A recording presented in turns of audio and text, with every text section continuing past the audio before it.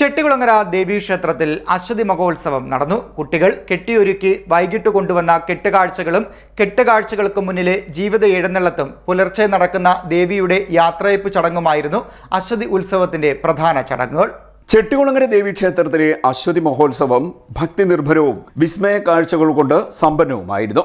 കൊച്ചുകുട്ടികൾ അണിയിച്ചൊരുക്കിയ കുഞ്ഞൻ തേരുകൾ മുതൽ 20 അടി വരെ ഉയരമുള്ള 1000-ലധികം കെട്ടുകാഴ്ചകൾ മീന അശ്വതി ഉത്സവത്തെ വർണ്ണാഭമാക്കി. സന്ധ്യയോടെ വിവിധ സ്ഥലങ്ങളിൽ നിന്നെത്തിയ കെട്ടുകാഴ്ചകൾ കൊണ്ട് ക്ഷേത്ര പരിസരം നിറഞ്ഞു. ദീപാരാധനയ്ക്കും വടക്കേ പോളവിളക്കിനും തെക്കേ പോളവിളക്കിനും ശേഷം ദേവി കെട്ടുകാഴ്ചകൾക്ക് മുന്നിലേക്ക് ജീവിതയിൽ എഴുന്നള്ളി. പ്രത്യേക വാദ്യമേളത്തിന്റെ അകമ്പടിയോടുകൂടിയാണ് എഴുന്നള്ളത്ത് നടന്നത്. ക്ഷേത്ര പരിസരത്ത് വൻ ഭക്തജന തിരക്കായിരുന്നു ഈ സമയമുണ്ടായിരുന്നത്. തുടർന്ന് ദേവിയുടെ കൊടുങ്ങല്ലൂർ യാത്ര നടന്നു.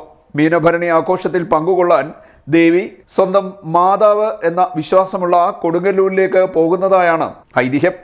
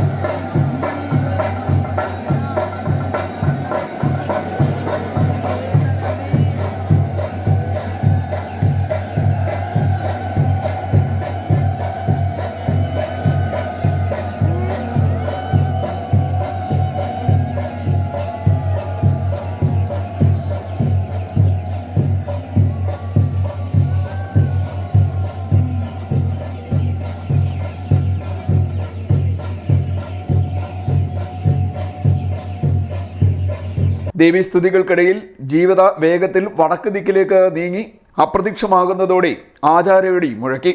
ഇതാണ് കൊടുങ്ങല്ലൂരിലേക്ക് യാത്രയാകുന്നതിന്റെ സൂചന. ഭരണി നാളായ ചൊവ്വാഴ്ച ക്ഷേത്രനട തുറക്കില്ല. കാർത്തിക നാളിൽ പുലർച്ചെ ദേവി തിരികെ എത്തിയെന്ന വിശ്വാസത്തിൽ വീണ്ടും ക്ഷേത്രനട തുറക്കും. ദേവിയുടെ തിരുവാഭരണം ചാർത്തിയുള്ള കാർത്തിക ദർശനം ബുധനാഴ്ച രാവിലെ 9 മണി മുതൽ വൈകിട്ട് 6:30 വരെ ഉണ്ടാകും. രാജഭരണകാലത്ത് നടക്കിവെച്ച അത്യപൂർവമായ തങ്ക ആഭരണങ്ങളാണ് കാർത്തിക നാളിൽ ദേവിക്ക് ചാർത്തുന്നത്. ഹരിപ്പാട് ക്ഷേത്രത്തോട് ചേർന്നുള്ള സ്ട്രോങ് റൂമിലാണ് ഇവ സൂക്ഷിച്ചിരിക്കുന്നത്. ശ്രീദേവി വിലാസം ഹിന്ദുമത കൺവെൻഷന്റെ അഭ്യർത്ഥന പ്രകാരം ഏതാനും വർഷങ്ങൾക്ക് മുൻപാണ് തിരുവാഭരണങ്ങൾ ഹരിപ്പാട്ട് നിന്ന് എത്തിക്കാൻ തുടങ്ങിയത്. ചൊവ്വാഴ്ച വൈകിട്ട് 4 മണിയോടെ ചെട്ടികുളങ്ങരയിലെ 13 കരകളിൽ നിന്നുള്ള പ്രതിനിധികൾ ഹരിപ്പാട്ടേക്ക് ഇതിനായി യാത്ര തിരിക്കും. CDNet news, Kayamkulam.